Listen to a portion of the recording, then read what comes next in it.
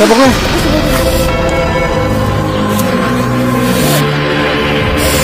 Jangan lupa Subscribe, like, comment, and share.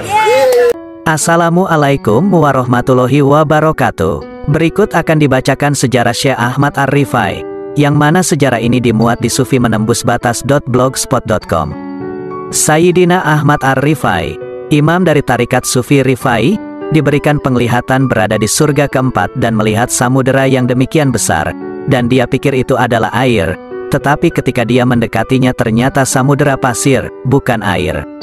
Ia tidak bisa melihat batas awal atau akhirnya. Semakin dia mendekat hingga sampai ke setiap partikel pasir, ia menemukan bahwa setiap butir pasir itu sendiri adalah seluruh alam semesta. Dan di sana ia mendengar suara azan memanggilnya, dan nabinya adalah Sayyidina Muhammad Sallallahu Alaihi Wasallam. Dia mendengar azan seperti azan kami, dan mengatakan ini adalah dunia yang bukan fotokopi dari dunia ini, atau sama satu sama lainnya, dan Nabi Sallallahu Alaihi Wasallam adalah Nabi untuk setiap dunia ini, yaitu dunia dalam diri mereka. Inilah pengetahuan rahasia yang dicapai oleh Sayyidina Ahmad Ar-Rifai. Syekh Ahmad Al-Rifai, tokoh sufi di mana tarikat Rifaiyah dibangsakan, yang lahir dengan nama Ahmad bin Solih, diketahui memiliki sejumlah nama seperti Ahmad bin Abi Hasan Al-Rifai, Ahmad bin Ali Abul Abbas, Syekh Ahmad Kabir Rifai, atau nama lengkapnya Sidi Ahmad bin Yahya bin Huzain bin Rifa'ah. Ia dilahirkan pada bulan Muharram tahun 500 Hijriah, September tahun 1106 Masehi. Tetapi ada juga yang menyatakan kelahirannya pada bulan Rajab tahun 512 Hijriah, Oktober-November tahun 1118 Masehi. Sebagian sumber menyebut Syekh Ahmad Rifai lahir di Maroko, tetapi sumber yang kuat menyatakan ia lahir di Qarya Hasan, dekat Basrah di Irak. Menurut satu cerita, nama Rifai berkaitan dengan nama suku Rifai yang tinggal di Mekah sejak tahun 217 Hijriah, tetapi pindah ke Sevilla di Spanyol. Pada masa kakek Syekh Ahmad Rifai pada tahun 450 Hijriah, datanglah keluarga Rifai ke Basrah. Oleh karena datang dari barat, maka kakek Syekh Ahmad Rifai memakai nama Al-Maghribi. Sebagian meriwayatkan, ayah dari Syekh Ahmad Rifai yang pindah dari Maghrib ke Irak, tinggal di kota Ummu Ubaidah di Bataih. Menurut riwayat, ketika berusia 7 tahun ayahanda Syekh Ahmad Rifai wafat di Baghdad. Ia kemudian diasuh oleh pamannya, Syekh Mansur Al-Bataih, yang tinggal di Basrah. Asy'arani dalam kitab Lawaqihul Anwar menuturkan bahwa Syekh Mansur Al-Bataih adalah seorang syekh tarikah.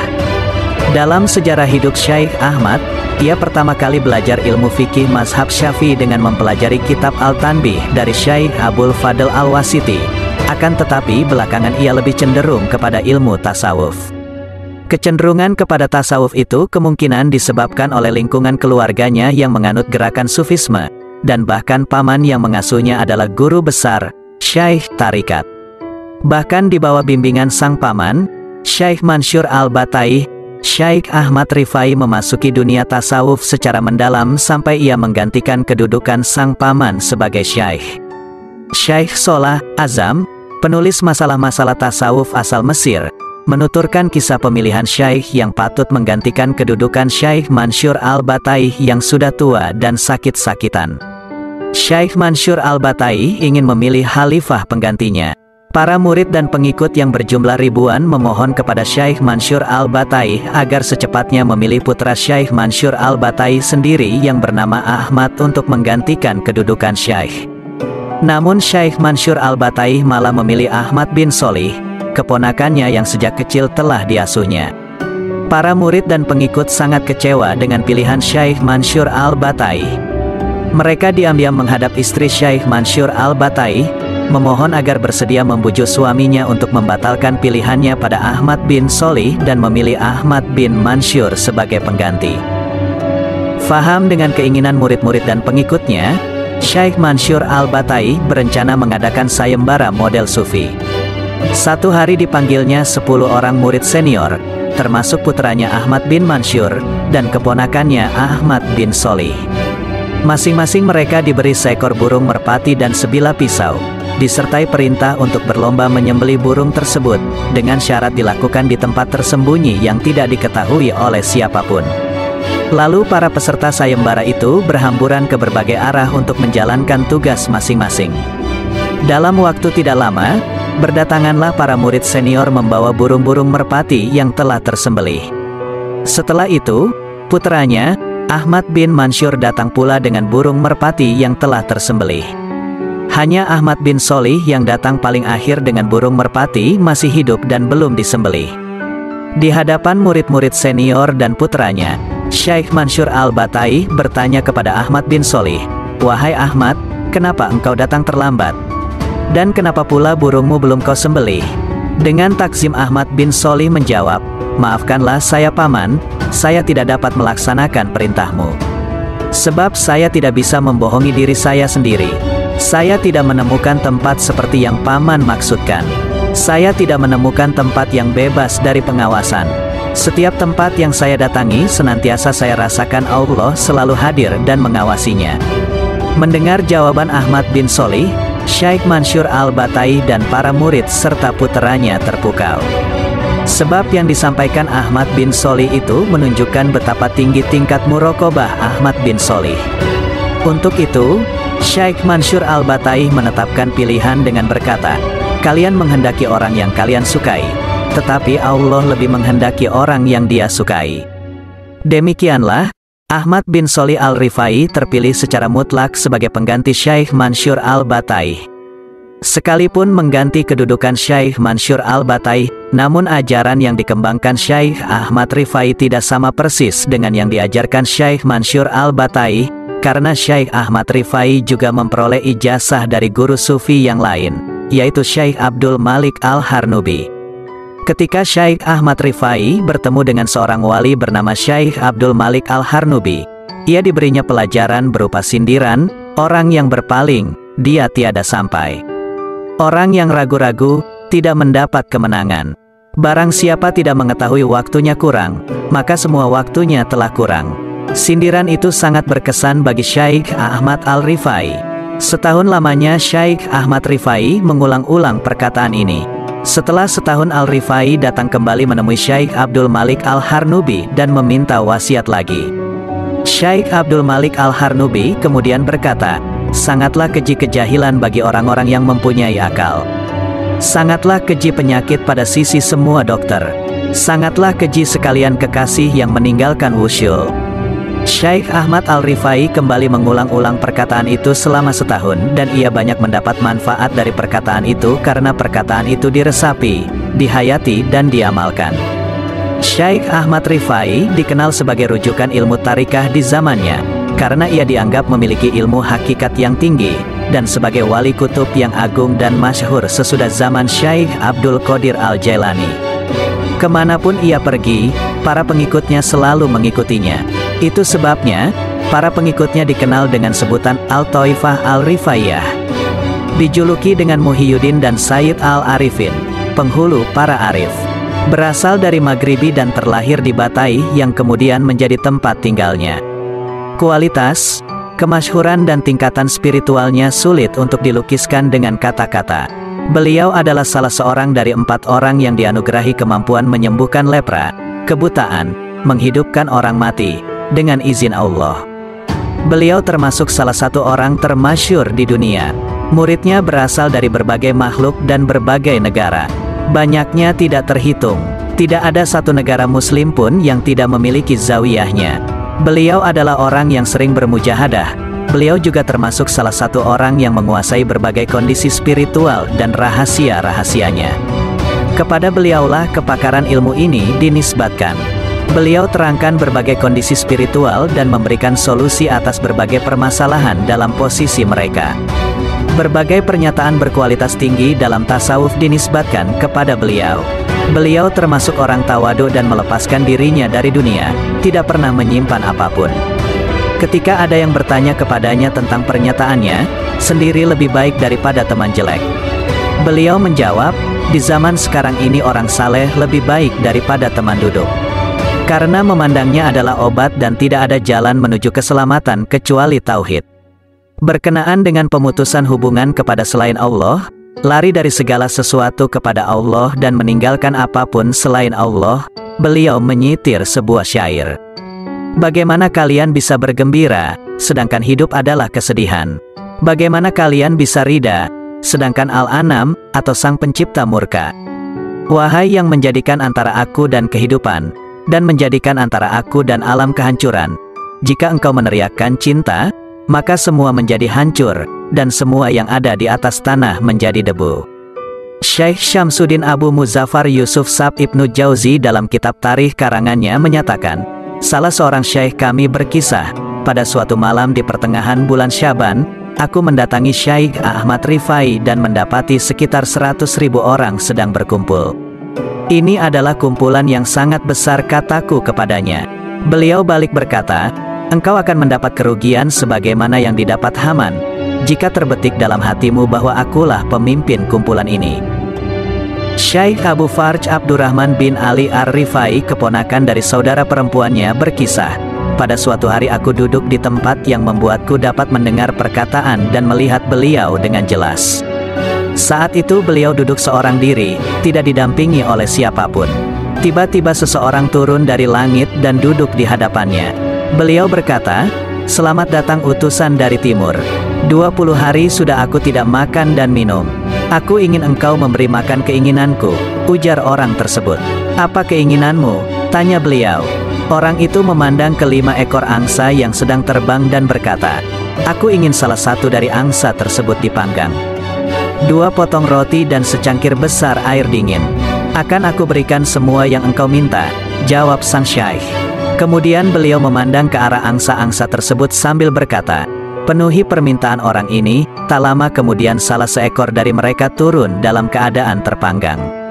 Setelah itu syekh mengulurkan tangannya mengambil 2 buah batu yang ada di sampingnya yang kemudian berubah menjadi 2 potong roti hangat. Kemudian beliau mengulurkan tangannya ke udara, dan saat turun tangan tersebut, telah menggenggam cawan besar merah berisi air. Orang tersebut makan dan minum lalu kembali terbang ke arah datangnya tadi. Seiring dengan perginya orang tersebut, syekh bangkit dan memungut tulang-tulang angsa tadi, meletakkannya di tangan kiri dan mengusapnya dengan tangan kanannya seraya berkata, hai tulang belulang yang berserakan, dengan perintah Allah terbanglah engkau. Bismillahirrohmanirrohim. Seketika itu pula angsa tersebut terbang ke udara menghilang dari pandangan kami. Syekh Jalaluddin Abdurrahman As-Suyuti berkata dalam kitabnya At-Tanwir bab imkan rukyatin Nabi Sallallahu Alaihi Wasallam, dimungkinkannya melihat Rasulullah Sallallahu Alaihi Wasallam. Syekh Ahmad Rifai berdiri di depan makam Rasulullah, kemudian beliau bersyair, ketika jauh, rohku yang kukirim sebagai wakilku, untuk menciumi tanah kuburmu. Sekarang yang diwakilkan telah hadir. Sekarang ulurkanlah tangan kananmu agar beruntung kedua bibirku. Seketika itu pula keluarlah tangan Rasulullah dari kuburnya. Diriwayatkan salah seorang sahabatnya, sering melihat beliau duduk di kursi as-sidqi dalam mimpinya. Namun ia tidak pernah mengabarkan hal tersebut kepada beliau. Dan sang syekh diriwayatkan memiliki seorang istri yang berlidah tajam dan berperangai kasar. Suatu hari orang tadi menghadap beliau dan mendapati istri tersebut sedang memukulkan penyulut lampu ke punggungnya, hingga hitam bajunya tanpa sedikit pun dilawan oleh sang syekh. Sahabat tersebut keluar dan menemui para sahabat yang lain kemudian berkata, wahai saudara-saudara, sang syekh mendapat perlakuan demikian dan demikian, namun kalian diam saja. Salah seorang berkata, maharnya 500 dinar dan beliau adalah orang yang miskin. Sahabat tadi berlalu dan mengumpulkan 500 dinar kemudian pergi menghadap sang syekh dan meletakkan uang tersebut di hadapannya. Apa ini? Tanya sang syekh kepada sahabatnya tersebut. Ini mahar perempuan yang telah berbuat ini dan itu kepada engkau, jawabnya. Tahukah engkau, ujar sang syekh, jika bukan karena kesabaranku atas pukulan dan mulutnya, engkau tidak akan melihatku duduk di kursi as-sidqi. Syekh Syamsuddin Sab Ibnu Jauzi dalam kitab tarikh berkata, Ahmad bin Ali bin Ahmad bin Abu Abbas bin Rifai adalah syekh orang-orang Bataih. Beliau tinggal di Ubaidah dan dianugerahi berbagai karamah dan makam. Di antara para sahabatnya ada yang menunggangi hewan buas dan bermain dengan ular. Ada pula yang memanjat dan melemparkan dirinya dari pohon kurma tertinggi tanpa cedera sedikit pun. Mereka semua berkumpul satu kali dalam semusim. Ketua para Kadi Mujiruddin Abdurrahman Al-Amiri Al-Alimi Al-Hanbali Al-Maqdisi dalam kitabnya Al-Mutabar fi Abna Minabar meriwayatkan, beliau adalah Abu Abbas Ahmad bin Abi Al-Hasan Ali bin Abi Abbas Ahmad yang dikenal dengan sebutan bin Rifai. Beliau bermazhab Syafi'i, berasal dari barat dan tinggal di Ubaidah, sebuah desa di Batai. Sebuah syair darinya, bila gelap tiba, bergolak kalbuku mengingatmu. Tangisku bak cicitan burung merpati. Al-Alama Syamsuddin bin Nasiruddin Ad-Dimashqi berkata, kami belum pernah mendengar bahwa guru kami Syekh Abu Abbas Ahmad bin Rifai merupakan keturunan salah seorang dari para imam, sebagaimana yang dinyatakan oleh beberapa imam, atau nasab yang solih dari Ali bin Abi Thalib, atau kepada keturunan beliau yang mulia. Yang sampai kepada kami, yang dihafal oleh para hufaz dan yang kami anggap kuat, beliau adalah Abu Abbas Ahmad bin Syekh Abi Al-Hasan Ali bin Ahmad bin Yahya bin Hazim bin Ali bin Rafa'af al-Maghribi. Berasal dari Irak dan kata Rifai dinisbatkan kepada kakek buyutnya. Adalah ayahnya Syekh Abi Al-Hasan Ali yang datang dari Maghrib dan menetap di Batai. Beliau mengawini saudara perempuan Syekh Mansur ahli zuhud, dan dari perkawinan tersebut lahirlah Syekh Ahmad Rifai. Ayahnya meninggal dunia ketika beliau masih dalam kandungan dan beliau dilahirkan pada bulan Muharram tahun 500 Hijriah. Beliau diasuh oleh paman dari ibunya sejak saat itu. Beliau belajar kepada pamannya, kepada Abi Al-Hasan Ali Al-Qori Az-Zahid dan lainnya. Kemudian beliau menjadi pemimpin kaum Arif dan salah seorang wali terbesar dalam sejarah. Beliau wafat 17 tahun setelah Syekh Abdul Qadir Al-Jili, pada bulan Jumadil Ula 587 Hijriah. Sedangkan Ketua Kadi Jamaluddin Abu Mahasin Yusuf At-Tadafi mengatakan, beliau adalah Ahmad bin Ali bin Ahmad bin Yahya bin Hazim bin Ali bin Sabit bin Ali bin Al-Husain Al-Asgar bin Al-Mahdi bin Muhammad bin Qasim bin Musa bin Abdurrahim bin Saleh bin Yahya bin Muhammad bin Ibrahim bin Musa bin Kazim bin Jafar As-Sadiq bin Muhammad Al-Bakir bin Ali Zainal Abidin bin Al-Husain bin Ali bin Abi Talib. Ajaran Syekh Ahmad Rifai. Ajaran tasawuf Syekh Ahmad Rifai banyak diriwayatkan oleh Abdul Wahab Al-Syarani dalam buku At-Tabakat Al-Kubra. Ajaran zuhud, misal, menurut Syekh Ahmad Rifai adalah landasan keadaan yang diridai dan tingkatan-tingkatan yang disunahkan. Langkah pertama salik menuju Allah adalah mengarahkan diri sepenuhnya kepada Allah. Siapa yang belum menguasai landasan kezuhudan, maka langkah-langkah selanjutnya akan sulit menemukan yang benar. Sedang marifat, menurut Syekh Ahmad Rifai, adalah kehadiran dalam makna kedekatan kepada Allah, disertai ilmu yakin sehingga tersingkaplah hakikat realitas-realitas yang benar-benar meyakinkan. Dalam riwayat lain, dikisahkan Syekh Ahmad Rifai berkata, cinta mengantar pada rindu dendam, sementara marifat mengantar pada kefanaan, ketiadaan diri. Ajaran Syekh Ahmad Rifai tidak lepas dari rebana sebagai pengiring zikir dan solawat. Menurut riwayat, suatu saat Syekh Ahmad Rifai berzikir dalam keadaan fana. Tubuhnya terangkat ke atas, dan dalam keadaan tidak sadar, ia menepuk-nepuk dadanya. Allah memerintahkan kepada malaikat untuk memberinya rebana di dadanya. Tetapi Syekh Ahmad Rifai tidak ingat apa-apa akibat terlalu khusyuknya. Sejak saat itu, rebana menjadi bagian dari ajaran tarikat Ar-Rifaiyah. Untuk menuju kepada Tuhan, Al-Rifai mengajarkan zikir yang diformulasi dengan irama dan intonasi suara yang lantang, dengan tujuan supaya yang tidur bangun dan yang alfa menjadi ingat. Oleh karena cara berzikir yang berirama itu, dunia barat menyebut zikir tarikat Rifaiyah dengan sebutan darwis menangis, terutama karena suara-suara ganjil yang dihasilkan pada zikir berjamaah tarikat Rifaiyah. Ada pula yang menyebut zikir Rifaiyah dengan sebutan zikir ara, yaitu zikir menggergaji, terutama yang dijalankan tarikat Rifaiyah di Asia Tengah dan Turki.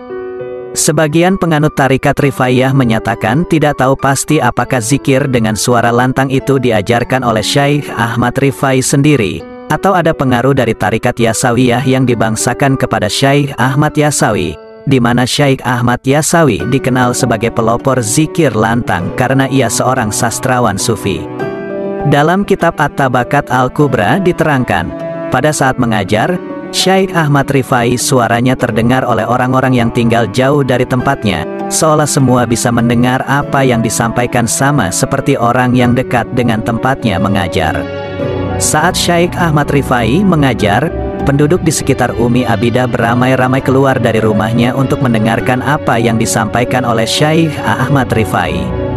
Konon, orang yang tuli pun jika hadir mengaji, akan dibukakan pendengarannya oleh Allah, sehingga bisa mendengar apa yang disampaikan Syekh Ahmad Rifai. Para guru tarikat banyak yang hadir untuk mendengarkan wejangan Syekh Ahmad Al-Rifai. Mereka biasanya menggelar sajadah sebagai tempat duduk. Setelah Syekh Ahmad Al-Rifai selesai memberi pelajaran, mereka pulang sambil menempelkan sajadah ke dada mereka masing-masing. Setelah sampai di rumah, mereka dengan lancar bisa menjelaskan semua yang telah mereka dengar kepada para muridnya.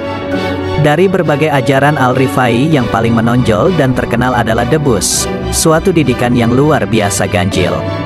Anne-Marie Simmel dalam Mystical Dimensions of Islam, 1975, menganggap tarikat Rifaiyah sebagai tarikat ganjil, karena melatih murid-muridnya untuk tahan api, melukai diri sendiri dengan benda-benda tajam, berjalan di atas pecahan kaca, mematukkan diri dengan ular berbisa, memakan kaca, ditusuk benda-benda runcing. Debus, dengan anggapan murid-murid yang mencapai tahap fana tidak lagi memiliki rasa sakit karena sangat zikir kepada Allah. Asy'arani mengomentari kedudukan Al-Rifai dalam kedudukan tasawuf dengan ungkapan, dia adalah seorang tokoh dalam tasawuf, mengenal berbagai keadaan kaum sufi, dan banyak mengungkap masalah-masalah posisi mereka. Setiap kali ia keluar, ia selalu diikuti orang banyak. Dia memiliki murid. Keanehan dalam berbagai hal, tidak hanya dimiliki Al-Rifai. Banyak hal aneh yang juga sering terjadi pada diri murid Syekh Ahmad Rifai, seperti mampu masuk ke dalam api yang sedang menyala, menjinakkan binatang buas seperti harimau, membuat hewan buas patuh dan menuruti apa yang mereka katakan, sehingga singa pun dapat dijadikan kendaraan oleh mereka. Di Mesir banyak cerita tentang bagaimana murid-murid tarikat Rifaiyah menolong orang-orang yang dipatuk ular kobra.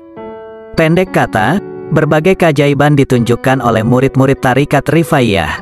Keteladanan hidup Syekh Ahmad Rifai. Salah satu dari sekian banyak budi pekerti yang diteladankan Syekh Ahmad Rifai adalah, seringnya ia mengunjungi tempat orang-orang berpenyakit kusta. Ia tidak sekedar mengunjungi, tetapi mencuci bersih pakaian orang-orang berpenyakit kusta yang sangat menjijikkan menurut pandangan umum itu. Dipeliharanya orang-orang yang sedang sakit itu dengan mengantarkan makanan untuk mereka, dan ia juga turut makan bersama-sama mereka tanpa merasa jijik. Ketika Syekh Ahmad Al-Rifai datang dari perjalanan dan telah dekat dengan kampungnya, maka dipungutnya kayu bakar. Setelah itu dibagi-bagikannya kayu bakar itu kepada orang-orang sakit, orang buta, orang-orang tua dan orang yang membutuhkannya. Syekh Ahmad Rifai berkata, mendatangi orang-orang yang semacam itu adalah wajib bagi kita, dan bukan sekedar sunnah. Nabi bersabda, barang siapa yang memuliakan orang tua muslim, maka Allah akan meluluhkan orang untuk memuliakannya jika ia sudah tua. Setiap berada di jalan, Syekh Ahmad Rifai selalu menunggu lewatnya orang buta, di mana saat ada orang buta lewat, lalu dipegang dan dituntun serta diantar sampai ke tujuan. Syekh Ahmad Rifai memiliki kasih sayang bukan hanya kepada manusia, tetapi juga kepada binatang. Dikisahkan satu saat ada seekor anjing menderita penyakit kusta. Kemana saja anjing itu pergi, ia selalu diusir orang. Anjing itu kemudian dipelihara oleh Syekh Ahmad Al-Rifai. Anjing itu dimandikan dengan air panas, lalu diberi obat dan makanan, sampai anjing itu sembuh dari penyakit yang dideritanya. Kalau ada orang yang bertanya tentang apa yang telah diperbuatnya, Syekh Ahmad Rifai selalu berkata, aku selalu membiasakan pekerjaan yang baik. Syekh Ahmad Rifai kalau kebetulan dihinggapi nyamuk akan membiarkannya. Ia tidak mengizinkan orang lain untuk mengusirnya. Syekh Ahmad Rifai berkata, biarkanlah dia meminum darah yang dibagikan Allah kepadanya. Pada suatu hari, ada seekor kucing sedang nyenyak tidur di atas lengan bajunya. Waktu salat telah masuk. Syekh Ahmad Rifai lalu menggunting lengan bajunya itu, karena ia tidak sampai hati mengejutkan kucing yang sedang lelap tidur itu. Seusai salat, lengan bajunya itu diambil dan dijahit lagi. Jika ada orang minta dituliskan wafak atau azimah kepadanya, maka Syekh Ahmad Rifai akan mengambil kertas lalu ditulis tanpa pena. Anehnya, sewaktu ada orang memberikan kertas yang pernah ditulisnya tanpa pena setahun sebelumnya, ia menolak untuk menulis ulang di atas kertas itu, sambil menjelaskan bahwa kertas itu sudah pernah ditulisinya. Budi pekerti mulia lain yang ditunjukkan Syekh Ahmad Rifai ialah, ia tidak mau membalas kejahatan dengan kejahatan. Apabila ia dimaki orang, ia hanya menundukkan kepala dan bersujud mencium bumi dan menangis serta meminta maaf kepada orang yang memakinya. Syekh Ahmad Rifai pernah dikirimi surat oleh Syekh Ibrahim Al-Basiti, yang isi suratnya merendahkan martabatnya. Syekh Ahmad Rifai berkata kepada orang yang menyampaikan surat itu, "Coba bacalah surat itu." Ternyata isi surat itu adalah, "Hai orang yang buta sebelah, hai Dajjal, hai orang yang membikin bid'ah, dan berbagai macam caci maki yang menyakitkan hati." Setelah pembawa surat itu selesai membaca surat, maka surat itu diterimakan kepada Syekh Ahmad Rifai, dan setelah membaca, Syekh Ahmad Rifai berkata, "Ini semua benar, semoga Allah membalas kebaikan kepadanya." Lalu Syekh Ahmad Rifai berkata dengan bersyair, "Maka tidaklah aku peduli kepada orang yang meragukan aku, yang penting menurut Allah, aku bukanlah orang yang meragukan." Sebentar kemudian Syekh Ahmad Rifai berkata, "Tulislah sekarang jawaban balasanku yang berbunyi, dari orang rendah kepada tuanku Syekh Ibrahim. Mengenai tulisan tuan seperti yang tertera dalam surat, memang Allah telah menjadikan aku menurut apa yang dikehendakinya, dan aku mengharapkanmu hendaknya sudi bersedekah kepadaku, dengan mendoakan dan memaafkanku." Setelah surat balasan ini sampai pada Syekh Ibrahim Al-Basiti dan dibaca isinya, kemudian Syekh Ibrahim pergi. Menurut cerita, tidak ada seorang pun yang tahu kemana Syekh itu pergi. Kisah menggemparkan yang pernah dialami Syekh Ahmad Rifai adalah sewaktu ia melakukan ibadah haji, dan ketika berziarah ke makam Nabi Muhammad Sallallahu Alaihi Wasallam. Saat itu terlihat tangan menjulur dari dalam kubur. Nabi bersalaman dengan beliau, dan beliau pun terus mencium tangan Nabi tersebut. Kejadian itu disaksikan oleh banyak orang yang berziarah ke makam Nabi pada waktu itu. Semua orang takjub dan terheran-heran dengan peristiwa aneh itu. Setelah menyaksikan keajaiban gurunya, salah seorang murid Syekh Ahmad Rifai berkata, "Ya Sayyidi, Tuan Guru adalah kutub." Syekh Ahmad Rifai menjawab, "Sucikan syakwa sang kamu daripada kutubiyah." Lalu murid itu berkata lagi, "Tuan Guru adalah Gauts." Syekh Ahmad Rifai menjawab lagi, "Sucikan syakwa sang kamu daripada Gautsiyah." Menurut Al-Imam Asy'arani, jawaban-jawaban Syekh Ahmad Rifai atas simpulan muridnya adalah dalil bahwa Syekh Ahmad Al-Rifai sejatinya telah melampaui makomat dan atwar karena ketinggian derajatnya, kualitas makamnya, dan dekatnya dengan Allah, sehingga tidak diketahuinya makam, meski terdapat beberapa makam. Sebelum wafat beliau telah menceritakan kapan waktunya akan meninggal dan sifat-sifat hal ihwalnya beliau. Beliau akan menjalani sakit yang sangat parah untuk menanggung bilahinya para makhluk. Sabdanya, "Aku telah dijanji oleh Allah, agar nyawaku tidak melewati semua dagingku, atau daging harus musnah terlebih dahulu." Ketika Sayyidi Ahmad Al-Rifai sakit yang mengakibatkan kewafatannya, beliau berkata, "Sisa umurku akan kugunakan untuk menanggung bilahi agungnya para makhluk." Kemudian beliau menggosok-gosokkan wajah dan uban rambut beliau dengan debu sambil menangis dan beristighfar. Yang dideritai oleh Sayyidi Ahmad Al-Rifai ialah sakit muntah berak. Setiap hari tak terhitung banyaknya kotoran yang keluar dari dalam perutnya. Sakit itu dialaminya selama sebulan. Hingga ada yang tanya, "Kok bisa sampai begitu banyaknya yang keluar? Dari mana ya Syekh?" Padahal sudah 20 hari Tuan tidak makan dan minum. Beliau menjawab, "Karena ini semua dagingku telah habis, tinggal otakku, dan pada hari ini nanti juga akan keluar dan besok aku akan menghadap Sang Maha Kuasa." Setelah itu ketika wafatnya, keluarlah benda yang putih kira-kira 2-3 kali, terus berhenti dan tidak ada lagi yang keluar dari perutnya. Demikian mulia dan besarnya pengorbanan aulia Allah ini, sehingga sanggup menderita sakit menanggung bala yang sepatutnya tersebar ke atas manusia lain. Tentang waktu wafatnya Syekh Ahmad Rifai, tidak terdapat keseragaman. Sebagian menyatakan Syekh Ahmad Rifai wafat tahun 578 Hijriah di Al-Batai, yang lain menyatakan Syekh Ahmad Rifai wafat di Ubaidah pada 22 Jumadil Awal 578 Hijriah atau tanggal 23 September tahun 1183 Masehi. Namun ada pula yang menyatakan Syekh Ahmad Rifai wafat pada hari Kamis, waktu duhur, tanggal 12 Rabiul Awal 570 Hijriah dengan mengucapkan 2 kalimat syahadat. Ada juga riwayat, beliau wafat pada hari Kamis 12 Jumadil Ula 580 Hijriah, di Ubaidah di usia 90 tahun.